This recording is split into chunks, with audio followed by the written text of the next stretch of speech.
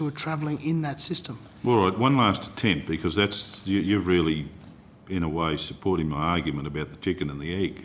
None of us are opposed to the full exploitation of this new technology, emerging technology. My question to you is, if you had a choice, there's an accident, a drone and an aircraft, who would you prefer to be, the pilot of the aircraft or the operator of the drone down in the park having a picnic with the family? That's my question. I mean, that goes to the heart of this. My concern is we're allowing this to get out ahead of ourselves. Well, I think the regulatory structure is designed to prevent the operator of that drone interfering with the operations of that aircraft. So when I go to Harvey Norman's, they actually give me a slip of paper that is that size. That's what you get when you buy the drone. I think it has 3 or 4 points on it about the operation. Don't operate it near an airport, don't do this, don't do that. That's it.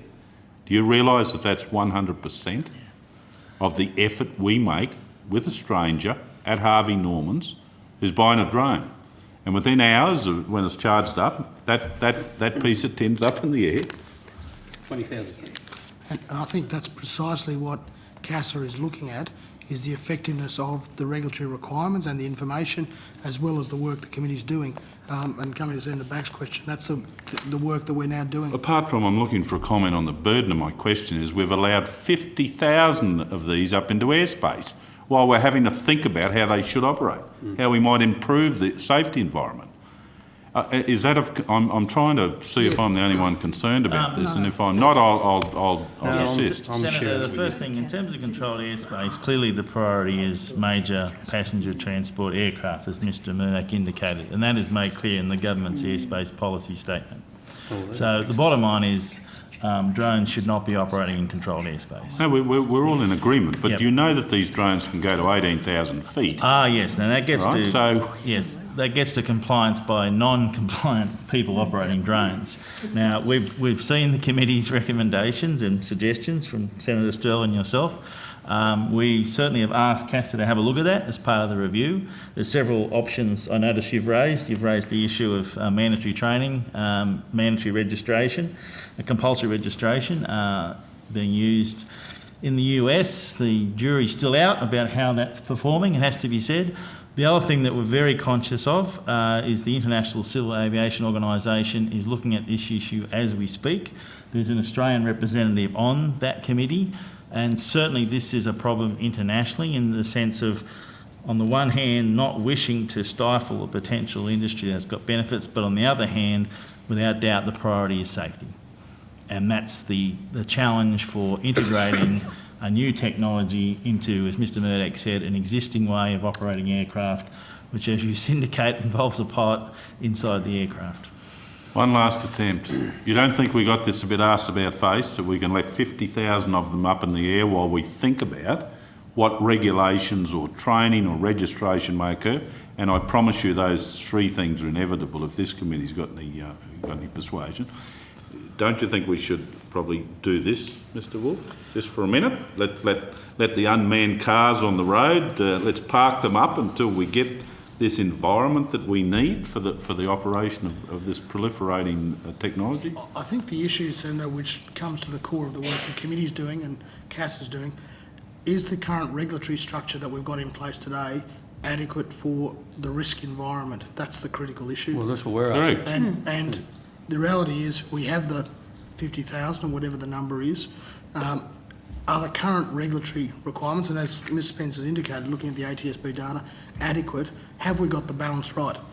That's the bit we don't have clarity on at the moment. We're all in absolutely thunderous agreement on that. But it's this, and this is my last attempt. I'll do this independent of this committee, but we've allowed 50,000 of these things into this space where we travel, while we think about what we might do in the regulatory environment. I'm trying to see if I'm the only one in Australia that's got some concern about that.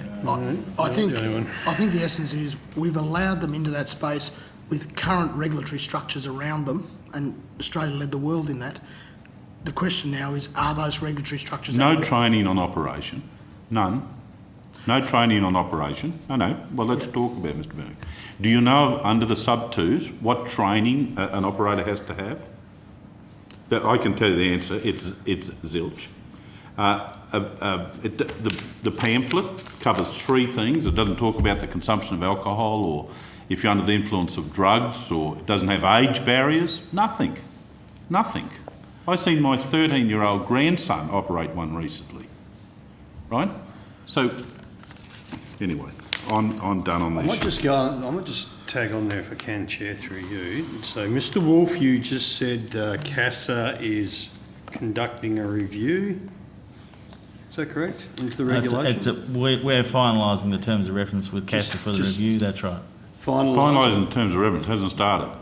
No, because we were pretty keen to see the outcome of the committee's work, but of course, as you're aware, the committee deferred the completion of the review from April to December.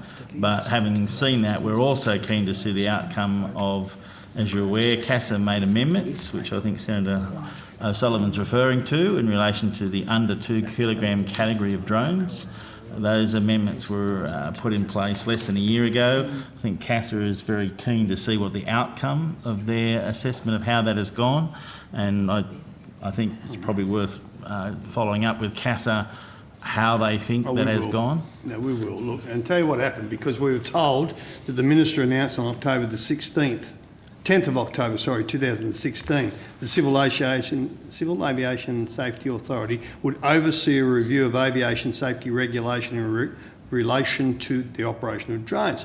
I'll tell you what would have happened. CASA had fooled someone down there on the blue carpet. Everything's Mickey Mouse. Let it slide through. If it wasn't for this committee, all right, I've got to tell you, no one would be any of the wiser. It was this committee that actually went to the relevant ministers and shadow ministers and said, this has bulled us.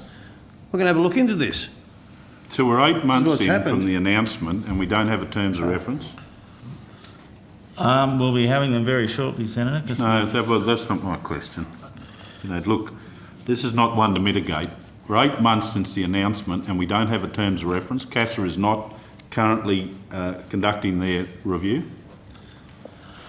I think it's fair to say CASA is in a state of ongoing review of the drone regulation, Senator.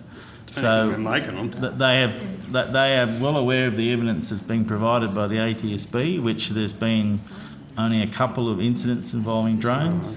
They are also, as I said, on the International Committee looking at this issue, and they're also looking at their own information they've got from the industry in terms of their compliance with the new amendment. So it's not as if the topic's not under continuous review. Well, there's nothing on the website talking about this on CASA. Well, let me put this question to you in a really hard form. Do you support the call for the suspension of the sale of drones for recreational use until such time as we've had a good, thorough look at what the regulation and environment ought to be for their safe operation in and about where this airspace that is so super regulated in every other respect? I mean, I see them as equal pieces of tin. Well, that would be a matter for CASA and also a matter for import control. Right. Anyone else have any questions? Yeah, have you put a submission to the committee?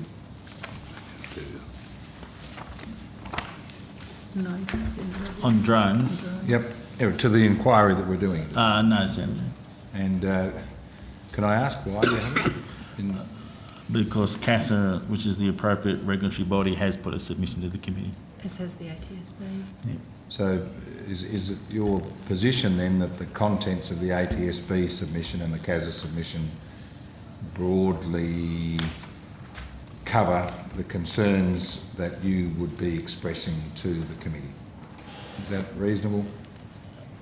I think we'd say they're the appropriate agencies to respond to the safety, regulatory and investigative issues raised by the committee, yes.